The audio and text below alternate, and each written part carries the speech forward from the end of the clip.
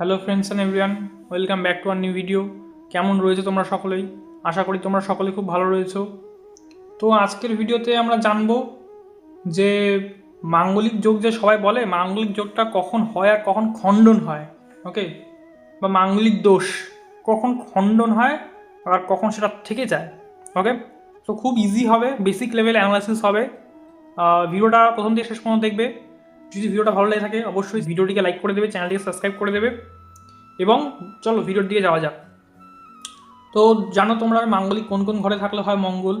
মঙ্গল সকলে বলে রাখি, মার্স এই ঘরে থাকলে হয়, মার্স এই ঘরে থাকলে হয়, মার্স এই ঘরে থাকলে হয়, মার্স এই ঘরে থাকলে হয়। ওকে, তারপরে মার্স এই ঘরে থাকলে হয়। আর সাউথ ইন্ডিয়াতে কেউ কেউ সেকেন্ড হাউস থেকেও ধরে ফেলে। ওকে, তো আমি এটার নিচে যাবো না। হ্যাঁ, আমি কিছু কিছু জিনিস বলছি, মন দিয়ে শুনবে মনোযোগ সহকারে। যে মঙ্গল এগুলো ঘরে রয়েছে ডেফিনেটলি মাঙ্গলিক, কিন্তু কিন্তু কিন্তু এখানে দেখতে হবে কি মঙ্গল কোন রাশিতে বসে রয়েছে। ওকে, মঙ্গল কোন রাশিতে বসে রয়েছে এটাকে কিন্তু তোমাকে কিন্তু দেখতেই হবে। মঙ্গল আদৌ জলতত্ত্বের রাশিতে বসে রয়েছে, না অগ্নিতত্ত্বের, না বায়ুতত্ত্ব, না কোন তত্ত্বের রাশিতে বসে রয়েছে। মঙ্গল যদি ভুল করে এখানে জলতত্ত্বের রাশিতে বসে থাকে তাহলে কিন্তু এটা মাঙ্গলিক দোষ ধরা হবে না। দেখো ধরে নিচ্ছি এটা মেষ লগ্ন কুণ্ডলী হিসেবে ধরেছি এটা আমি। তো মেষ লগ্ন কুণ্ডলী হিসাবে যদি এই চার্টও দেখি আমি, মঙ্গল ধরে নাও বসে হচ্ছে এখানে, মার্স। ওকে, মার্স এখানে বসেছে। সো 12th হাউস নিয়ে আমরা কথা বলবো এখানে। সো যদি মিনের ঘর, এটা মিনের ঘর যেহেতু মিন কি জলতত্ত্ব, সো মঙ্গল কি ফায়ারি এলিমেন্ট।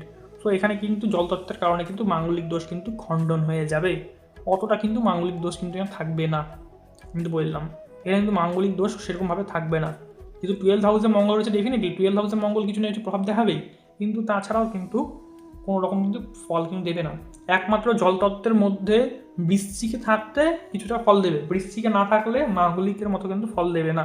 বৃশ্চিকে থাকলে একমাত্র জলতত্ত্বের মধ্যে কিন্তু ফল দেবে। বা এখানে ধরে নাও শনির দৃষ্টি পেয়ে গেল, স্যাটার্ন, স্যাটার্ন একে দেখছে। হ্যাঁ, স্যাটার্ন একে দেখছে, ধরে নাও স্যাটার্ন ধরে নাও একে দেখছে 3 নম্বর দৃষ্টি, তার তার 3 নম্বর দৃষ্টি, 1 2 3। শনি ধরে নাও মঙ্গলে দেখছে 3 নম্বর দৃষ্টি দিয়ে, তাহলে কিন্তু এটা মাঙ্গলিক দোষ কিন্তু খণ্ডন হয়ে যাবে। ওকে, তাহলে কিন্তু মাঙ্গলিক দোষ কিন্তু খণ্ডন হয়ে যাবে, আমি কিন্তু বলে দিলাম এটা। ওকে, বা এই 12 নম্বরের জন্য ধরতে হয় যদি, ধরে নাও রাহু এখানে রয়েছে, রাহু রাহু ধরে নাও এখানে রয়েছে, রাহু রাহু ধরে নাও এখানে রয়েছে, রাহু। তো রাহু যেহেতু এখানে রয়েছে, রাহু এখানে থাকলেও কিন্তু মাঙ্গলিক দোষ কিন্তু খণ্ডন হয়ে যাবে, তাই কিন্তু বলে দিলাম। ওকে, এটা ভুল হবে এখানে। এখান থেকে যদি রাহুর দৃষ্টি পড়ে এখানে, তোমরা দেখতে পাচ্ছ রাহুর দৃষ্টি কিন্তু এখানে যদি পড়ে, এটাও কিন্তু মাঙ্গলিক দোষ কিন্তু খণ্ডন হয়ে যাবে। আমি কিন্তু 12 নম্বরের মার্কসের কথা শুধু বলছি। ওকে, অন্যান্য মার্কসে দিয়ে যাতে চোখ যাতে না যায় তার সেটা কথা বলছি আমি। দেখতে পারো রাহু কিন্তু চলে গেছে কোথায়, মার্সকে দৃষ্টি দিচ্ছে, মার্সকে 1 2 3 4 5 দেখতে পাচ্ছ মার্সের উপরে কিন্তু দৃষ্টি পড়ছে কিন্তু রাহুল। সো এখানে কিন্তু মাঙ্গলিক দোষ কিন্তু খণ্ডন হয়ে যাবে। ওকে, কোনো ম্যালিফিক প্ল্যানেটসের কাছে চলে আসলে কিন্তু মাঙ্গলিক দোষ কিন্তু খণ্ডন হয়ে যায়। বা সান্নির দ্বারা এখানে দগ্ধ হয়ে গেছে, সান্নির দ্বারা রবির দ্বারা এখানে দগ্ধ হয়ে গেছে, তাহলে অনেকটা কিন্তু মাঙ্গলিক দোষ খণ্ডন হয়ে যায়। তখন মাঙ্গলিক দোষ থাকে না, বাট এনার্জি কিন্তু মঙ্গলে থাকে। ভাববে না যে তখন মঙ্গলের এনার্জি থাকে না, এটা কিন্তু ভাবা ভুল। তখনও কিন্তু মঙ্গলের এনার্জি থাকে কিন্তু রবির সাথে থাকার জন্য, কারণ রবি কি ফায়ারি এলিমেন্ট, কিন্তু মাঙ্গলিক দোষটা থাকে না। ওকে, তখন মাঙ্গলিক যোগ বলতে পারো, দোষ বলবো না ওটাকে আমি। তখন কোনো দিকটা ক্ষতি করবে না, তখন পজিটিভলি বেশিরভাগটা কাজ করবে। ওকে, কিছু কিছু পজিটিভ নেগেটিভ সবই রয়েছে, বাট হ্যাঁ দোষটা থাকবে না তখন মঙ্গলের। সো এইগুলো জিনিস কিন্তু দেখতে হবে মাঙ্গলিক দোষ কখন খণ্ডন হয়। আই থিঙ্ক তোমরা বুঝেছো। আরও ডিটেলে যদি বলতে চাও তাহলে জুপিটারের দৃষ্টি থাকলে কিন্তু মাঙ্গলিক দোষ কিন্তু খণ্ডন হয়ে যাবে। ধরে নাও জুপিটার রয়েছে এখানে, জুপিটার কোথায় রয়েছে, এখানে তার সমসপ্তমে। জুপিটার কোথায় রয়েছে, তার সমসপ্তমে। জুপিটার তার নিচের ঘরকেই দেখছে, বাট দেখছে কাকে, মঙ্গলকে।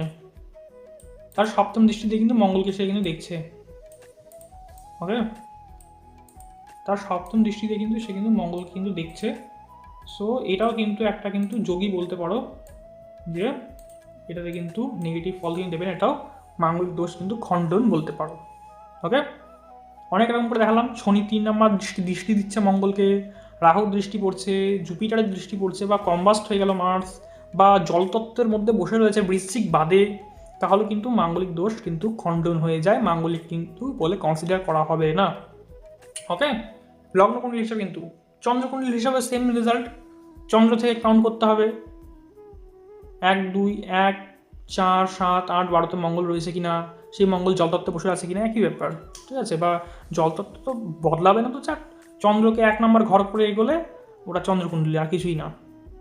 তো চন্দ্রকুণ্ডলী তোমরা দেখতে পারো যে চন্দ্র থেকে মঙ্গলটা 1 4 7 8 12তে আসছে কিনা, তাহলেও মাঙ্গলিক। সো ওটা হলে বলে অর্ধমাঙ্গলিক, ঠিক আছে, বা মানসিক দিক থেকে মাঙ্গলিক। তো এই জিনিসটা রয়েছে। তো এরকম করে কিন্তু মাঙ্গলিক যোগ তো সকলেই জানে, এটা কম বেশি 1 4 7 8 12। বাট অনেকজন জানে না কখন মাঙ্গলিক দোষটা খণ্ডন হয়, তার জন্য আমি স্পেশালি এই ভিডিওটা কিন্তু বানালাম। ওকে, যে জুপিটারের অ্যাসপেক্ট পড়লো, বা রাহুর অ্যাসপেক্ট পড়লো, বা স্যাটার্নের অ্যাসপেক্ট পড়লো, বা এখানে সানের দ্বারা কোনোভাবে কম্বাস্ট হয়ে গেল, তাহলেও কিন্তু এইটা মাঙ্গলিক দোষ কিন্তু খণ্ডন হয়। এটা কিন্তু 12th হাউসের মঙ্গল নিয়ে কিন্তু বোঝালাম, বাদ বাকি সেম যে বোঝানোটা সেটা কিন্তু বাদ বাকি ঘরের মঙ্গলের উপরে কিন্তু কার্যকরী হবে। ওকে, আশা করি ভিডিওটা ভালো লেগেছে। যদি ভিডিওটা ভালো লেগে থাকে তাহলে ভিডিওটাকে একটি লাইক করে দেবে, চ্যানেলটিকে সাবস্ক্রাইব করে দেবে, এবং দেখা হচ্ছে পরের ভিডিওতে। আজকের মতো বিদায়।